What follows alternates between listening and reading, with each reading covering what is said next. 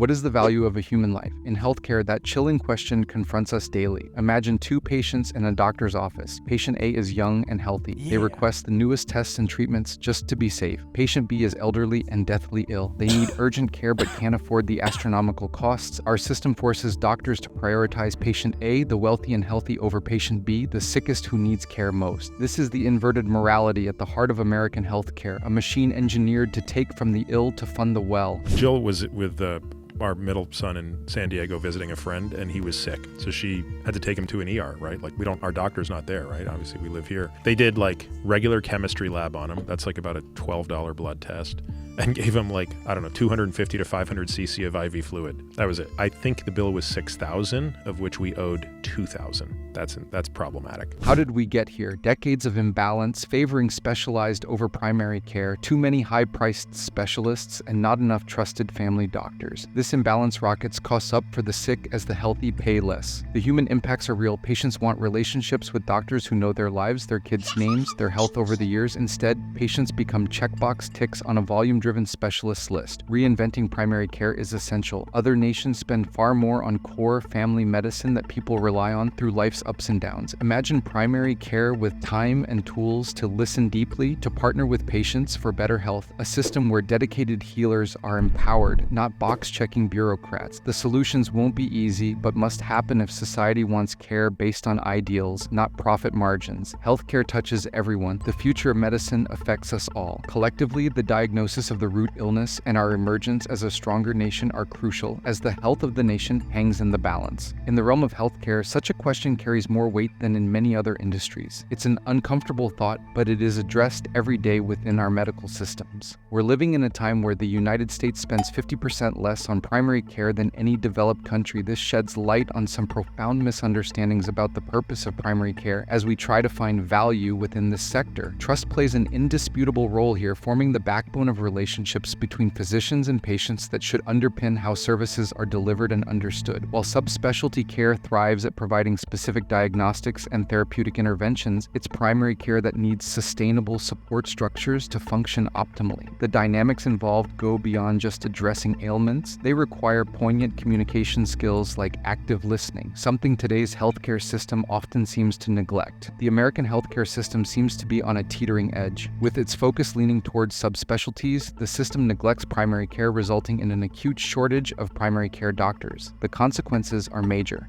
Access to quality healthcare becomes difficult. Doctors and other healthcare workers are leaving their jobs in droves. In 2021, more than 300,000 left the medical profession, and more than 1/3 were doctors. Especially for the unhealthiest patients who need it the most. In stark contrast, those in better health often incur lower costs. This imbalance has spawned a cruel paradox where the sick are robbed to pay for the healthy. A culture change needs brewing within this setup, one that reinvents and revitalizes primary care instead of ignoring it. Financial incentives should align with the special qualities inherent in primary care as they contribute directly to enhanced patient experiences, better value health services, reduced overall cost of treatment, and measurably longer life expectancies. It's high time to take definitive steps against such challenges plaguing our hospitals and clinics, improving both cost efficiency and service quality while opening up wider channels for access ought not to stay optional any longer but become mandatory standards instead. The U.S. healthcare system puts a significant emphasis on subspecialties, often at the expense of primary care services. This specialized focus brings advancement in diagnostic and therapeutic interventions, benefiting patients with specific complex health conditions. However, it also contributes to the existing imbalance within the healthcare structure. Subspecialists tend to command higher salaries than family medicine physicians or general practitioners, driving many medical students towards these lucrative roles over primary care positions. The result is a shortage of doctors equipped for comprehensive patient-centered care and preventive measures, crucial elements necessary for improved population health and health equity. Primary care doctors are in alarmingly short supply in the United States. This imbalance significantly impacts the healthcare system, throwing it off kilter. In stark contrast, we find an abundance of subspecialties replete with professionals ready to cater to specific medical needs, but lacking a sufficient number of essential gatekeepers, our hardworking primary care physicians who lay critical groundwork for overall health management. The sick are the ones who bear most heavily the weight of healthcare expenditure. As an absurd twist in our healthcare system, they get drained financially while grappling with health issues. The imbalance in the healthcare system is glaringly obvious when one contrasts high out-of-pocket payments by patients suffering from chronic illnesses to lesser costs for healthy individuals. This predicament has a detrimental effect on both the individual and societal level. Expensive medical bills leads to financial instability for many families, causing them to drown in debt or even file bankruptcy. On a larger scale, this adversely impacts the economy as more money gets siphoned off into managing these inflated healthcare costs instead of contributing towards productive sectors that could potentially stimulate economic growth. Managing the costliest patients is a critical challenge in our healthcare system. These patients require extensive medical interventions and treatments, which come at a high cost. The expenses associated with their care can quickly add up, putting a strain on both the patients and the healthcare system. It becomes essential to find innovative ways to manage these costs while still providing quality care for these individuals. By implementing value-based care models and leveraging support tools, we can ensure that the costliest patients receive appropriate treatment without compromising their well-being or burdening them financially. Studies show that when society invests in core family medicine, patients live longer and healthier lives. However, the current model underfunds this vital first stop for healthcare, forcing doctors into high-volume, rushed visits. Imagine a system that prioritizes relationships and whole-person care, one where your personal physician has time to ask about your kids, your work stress, and your exercise habits, not just symptoms. A system where coordinated teams help guide your health journey, keeping you out of hospitals. This social redesign sounds compelling, but it requires shifting resources away from profit-centered specialists back toward patient-focused primary caregivers. The public gains, but entrenched interests resist. Still, this grassroots movement for change is gaining momentum. People want healthcare that focuses on their humanity, not billing codes. There are no shortcuts to health, only trusted relationships and care customized to each life. What value does one place on a human life? In revisiting this question, the paradoxes of our healthcare system are laid bare. It seems some lives are prioritized over others based on wealth and health status. The sickest and poorest are readily dismissed and neglected. Is this the society we aspire towards? Where do dollar amounts determine who receives compassion? The risks are evident. Fairness and access are denied. Preventable suffering is enabled. Urgent action must be taken. The solutions will challenge society, but justice and morality can illuminate the way forward. One can imagine a system where all people are seen for their humanity, where healers have time to listen and resources to help. A system where health is a fundamental right for all, not a commodity to be bought and sold. Is this not the ideal to reach for? A system that uplifts the vulnerable and forgotten members of society? Change starts with mindsets, recognizing the innate value within every human life.